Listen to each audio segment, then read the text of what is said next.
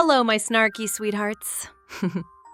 Today, we visit r/EntitledParents, where tantrums come in all ages. Buckle up, snarks. It's spicy. I, 28 female, am 8 months pregnant with my first child. Ever since I was a kid, I've loved the name Eliana. It's unique, feminine, and just always felt special to me. My friends and family have known this forever, even jokingly calling dibs on middle names when I was still in high school. Fast forward, my cousin, 29 female, is also pregnant by surprise and recently announced she's having a girl too. At the baby shower last week, I mentioned that we've officially chosen Eliana as the name. She froze. In front of everyone, she goes, no, that's the name I'm using. I already told my mom and everyone at work. You can't use it. I said, I've had this name picked out since before you even graduated high school. You literally made fun of it in the past. She says, doesn't matter. I'm the first to say it now while we're both pregnant. It's mine. My aunt, her mom, then backed her up, saying, just let her have this. You can always pick another name. No, I'm not picking another name for the baby I've waited years for just because my cousin impulsively called dibs. Entitlement level naming rights thief. I told her she can use it too if she wants, but I'm not changing. If we both end up with daughters named Eliana, that's her hill to die on. Yes. Nothing says family bonding like throwing down over baby names at a baby shower. Your cousin made fun of the name Eliana until you wanted to use it, and suddenly it's her favorite thing ever? That's not a coincidence. That's a plot twist. Honestly, if the name meant that much to her, maybe she should have written it down instead of writing you off. But hey, naming a kid isn't like calling shotgun. There's no dibs when you're both 8 months deep into contractions. That said, do you really want your baby to grow up with a name that starts family drama before she's even born? What do you think, snarks? Is OP holding her ground or holding on to a grudge? Let's hear it in the comments. My little brother, 15 male, has a terminal illness. He was recently granted a Make-A-Wish trip, and he chose to meet a famous animator and tour their studio. An entitled dad from our community group caught wind and came over just to talk. He said his own son, 14 male, who has severe social anxiety, deserves a wish too, and that my brother should pick something easier to share, like a Disney trip. I was stunned. I explained this was his dream and his time is limited. The dad said, but your brother's barely out of bed most days. My kid could actually enjoy it.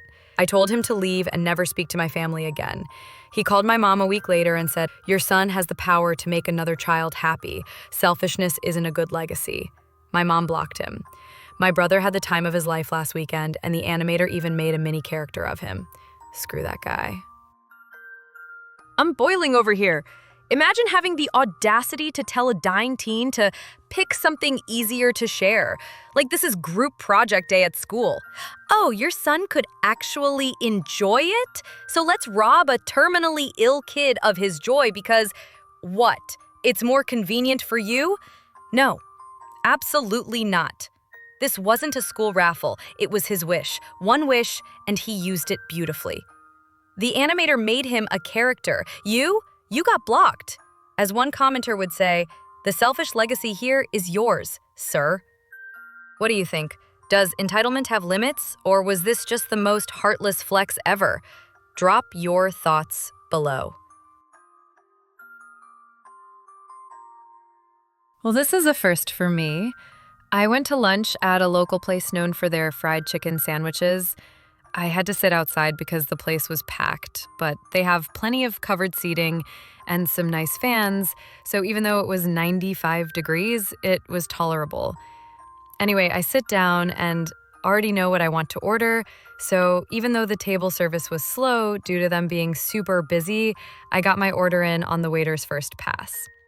However, the table behind me was already occupied by this incredibly obnoxious couple and their teenage son. I could overhear them simultaneously arguing about what to order and also complaining about the slow service. I guess they were in another waiter's section, though, because they were still waiting to order after the waiter left my table. They finally got someone to their table and ordered, but with complaints. Poor waiter. Less than 10 minutes later, here comes my food. "Aw, hell no," yells the dad. "That dude got here like 10 minutes after us and he gets his food first?" At first, I think he's complaining to the waiter, but no, these comments are directed at me. Hey, a-hole, why come... Yes, this is apparently Idiocracy, and he literally said the word "why come." "You got your sandwich first? Hey, you hear me?" I ignore, but this guy gets up and walks up behind me, then literally steals my plate from the table before I'd even taken a bite.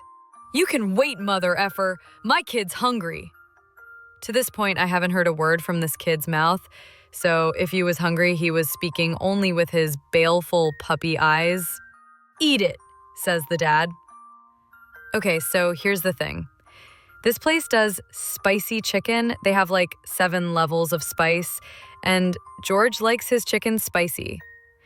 I'd ordered the next to hottest option, which is a combination of Scotch bonnet and ghost pepper sauce, not pure ghost pepper. It's hot enough to make you cry, and as my kids say, I've burned off most of my taste buds. And this kid, at his a-hole dad's urging, chows down before I can even stand up and protest. Like, before I can even stand up and say, "What the actual freaking heck, dickweed?" This kid has taken a Cookie Monster bite out of a sandwich that is slathered in a 1 million Scoville sauce, and the gagging is immediate. You know that frat party you went to your sophomore year where they were chugging jungle juice and the sound from the backyard 30 minutes in? Yeah, that. He's gagging, choking, then vomiting all over his dad. His mom is screaming.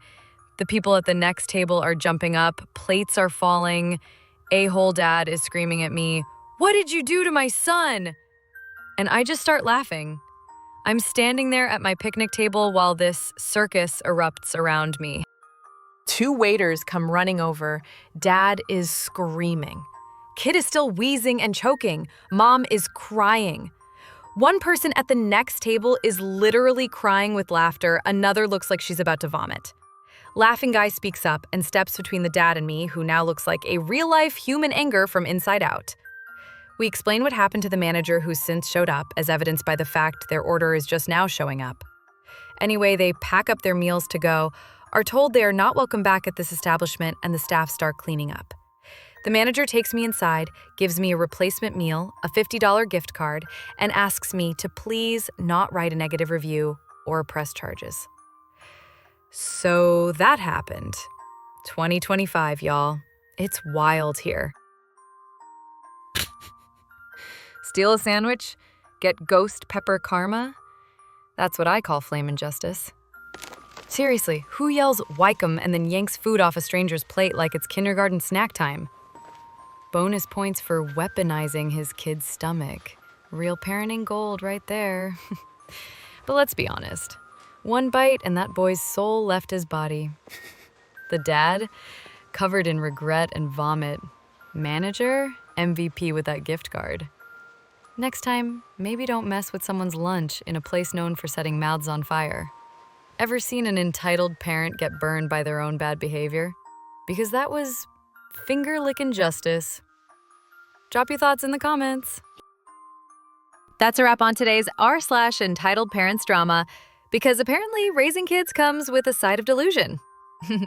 If that had you cringing or cackling, give this video a big ol' thumbs up. Drop your thoughts in the comments. I know you've got something to say about these wild families. And if you haven't subscribed yet, now's your chance. Smash that button, ring the bell, and I'll see you in the next one, where the entitlement only gets louder. Bye!